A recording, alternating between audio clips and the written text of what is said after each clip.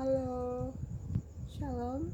Perkenalkan, nama saya Angelin Christina, kuliah di kampus Politeknik Mangnau, program studi Administrasi Bisnis semester 6.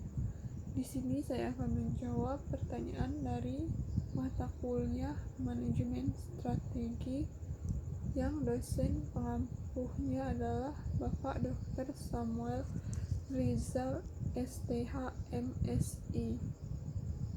Soal yang pertama, jelaskan 3 hal yang penting yang berkaitan dengan manajemen strategi.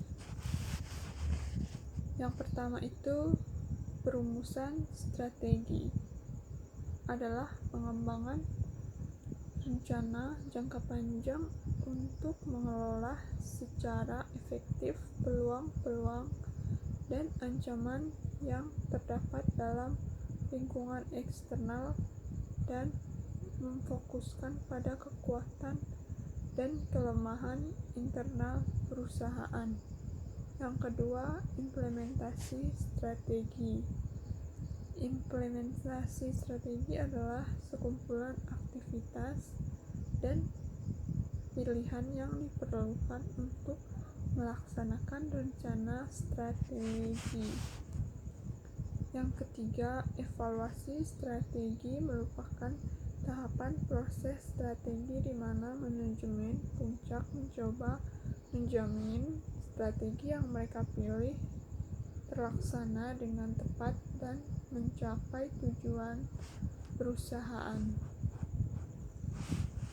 Soal yang kedua, uraikan secara ringkas dan jelas seluruh tahapan dalam manajemen strategi mengacu pada model Fried R. David.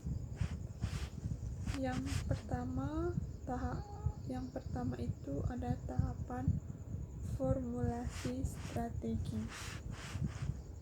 Tahapan formulasi strategi menetapkan visi dan misi, mengidentifikasi peluang dan tantangan yang dihadapi, dilihat dari sudut pandang eksternal, menetapkan kelemahan dan keunggulan yang dimiliki, dilihat dari sudut pandang internal, menyusun rencana jangka panjang, dan membuat strategi alternatif dan memilih strategi tertentu yang akan dicapai.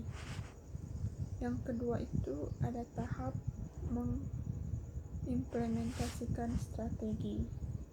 Menetapkan tujuan tahunan, membuat kebijakan, memotivasi dan mengalokasikan sumber daya yang dimiliki, melakukan pengembangan strategi, mendukung budaya, merencanakan struktur organisasi yang efektif, mengatur ulang usaha pemasaran, mempersiapkan budget, mengembangkan dan utilisasi sistem informasi, serta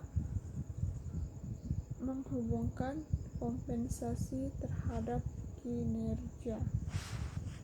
Tahap yang ketiga ada tahap mengevaluasi strategi atau tahap akhir, mereview faktor-faktor internal dan eksternal yang menjadi dasar untuk strategi saat ini, mengukur performa dan mengambil langkah yang korektif.